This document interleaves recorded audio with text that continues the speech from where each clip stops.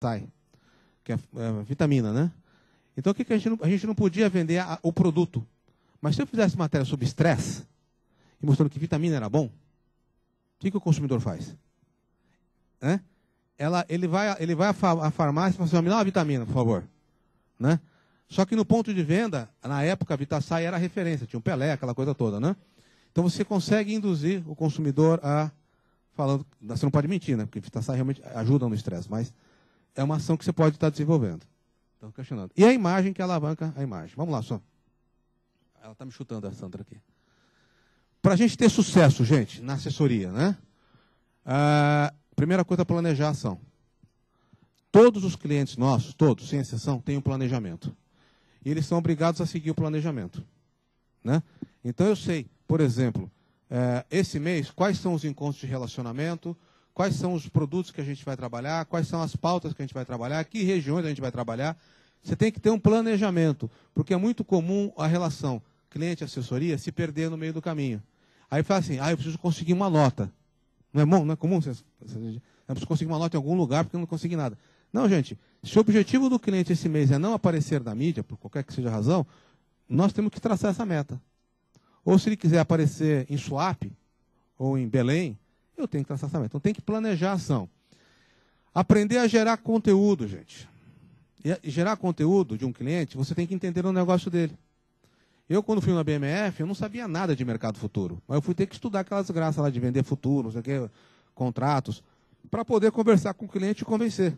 Então, se eu vou atender um advogado que é criminalista, eu tenho que entender do business dele. Porque senão eu não consigo gerar conteúdo.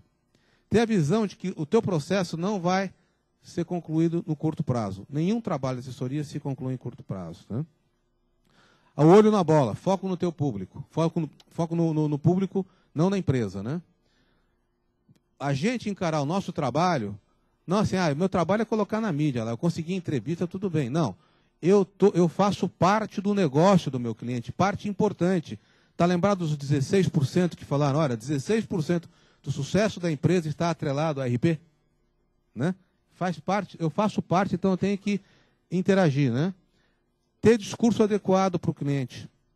Tá? Eu nunca me esqueço de uma entrevista do Scaringella, que era secretário, não, acho que era secretário de transporte aqui da cidade de São Paulo.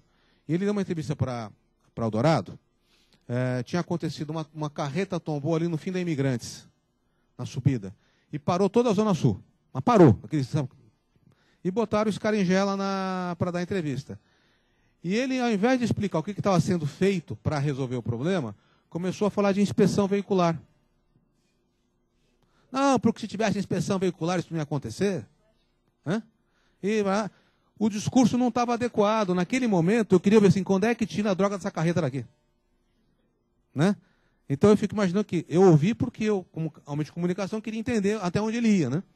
Mas eu imagino que o ouvinte já tinha zapeado há muito tempo. Né? E ter outros porta-vozes preparados. Vamos lá, senhor? Pode passar esse, depois a gente dá para ele depois. Essa é uma outra dica que a gente trabalha na assessoria de imprensa. Às vezes você tem um fato, o que você tem que procurar fazer? Um determinado assunto, eu posso, o mesmo assunto, trabalhar sob diversos olhares. Né? É um exercício, e aí você agrega valor no trabalho. Então, volta, calma, senhor. Calma.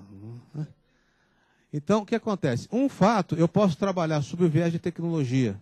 E aí eu gero uma pauta para tecnologia. Né? Posso trabalhar sob o viés de marketing, se traz benefícios. Meio ambiente, varejo, consumo, finanças e outras frentes. Qual é a mensagem, gente? Você tem que olhar teu fato e falar assim, como é que eu posso trabalhar de maneira diferente? A gente tem um cliente agora, que é o Banco Banif, ele lançou o Home Broker dentro de um pendrive. Né? Então isso facilita a vida para o consumidor, porque em qualquer lugar que ele tiver, ele saca o pendrive, ou pluga em qualquer micro e opera. Então, sob o ponto de vista de varejo, de finanças, tem uma pegada. Mas também tem uma pegada sobre tecnologia, sobre inovação. Ela está chegando com um negocinho. Não está. Perguntas, né? Então, a gente ter esse olhar, quer dizer, como é que eu posso trabalhar essa solução? Eu posso trabalhar numa editoria, numa publicação? Isso é importante também no processo. Pode passar o próximo. Vai o outro. E aí, orientando o seu cliente. O que a gente recomenda sempre? Numa entrevista, gente, primeira coisa, ensinar para o teu cliente que ele tem que ter a highway dele. O que é a highway? Área de segurança, aonde o cliente fala. O dia que a Sandra não for falar de marketing, for falar de política, ela saiu da highway dela. Dentro de marketing digital, marketing, comunicação empresarial, ela está nadando de braçada e ali ela vai sempre ter segurança.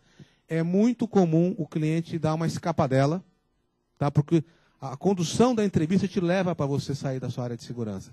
E aí você está confiante, você quer agradar o cliente, né? Então, é muito fácil eu tirar a Sandra. Eu falo assim, o que você acha da política digital do governo Lula? Ela começa, eu acho que é isso. E a eleição, o que você acha? Acha que a Dilma mantém a política? Já estou tirando ela da área de segurança. Ela fala da Dilma. E o Serra? Você acha que o Serra também vai caminhar? Eu vou levando ela para uma direção onde ela não é especialista. Então, estar sempre na sua highway é importante. Falar do que você sabe. Tá? Orientar o seu cliente nesse sentido. Preparar, no máximo, 3 mensagens chaves por entrevista. Tá? Eu tinha um cliente que ele costumava, ele ia dar uma entrevista, ele ia com uns 12 gráficos, 12, 13 gráficos. E fazia um preâmbulo de meia hora. Né? Então, o que acontecia? O jornalista se perdia. Definir o que você quer passar na entrevista. Acho que acabou a bateria. Né? Quanto maior o volume de informações, vai ser menor a chance de você passar a mensagem que você quer passar. No caso de rádio e televisão, gente, se for ao vivo, dá para você passar um pouquinho mais. Se for gravado, é uma mensagem só. Você vai ter que escolher, e você vai ter que ajudar o teu cliente a escolher a mensagem. Qual é a mensagem que nós vamos passar nessa entrevista? Tá? E preparar dados. Vocês são jornalistas, sabem, entrevistas que se não tenham dados não funcionam. Você tem que ter subsídio para manter a informação. Vai, só. Destacar a relevância do assunto, isso é uma coisa importante. Uma vez eu tinha um cliente que ele falou assim, anota aí que isso aqui é importante, né? Eu falava, anota aí. Eu falava, não fala isso para o jornalista. Mas você pode destacar que é importante isso, de uma certa maneira, né? Preparar o jornalista, preparar o teu cliente para as questões fáceis, que é óbvio, mas as difíceis. Né? Sempre tem aquela pegadinha, aquela questão que, né, que você tem que deixar ele pronto e já arrumar o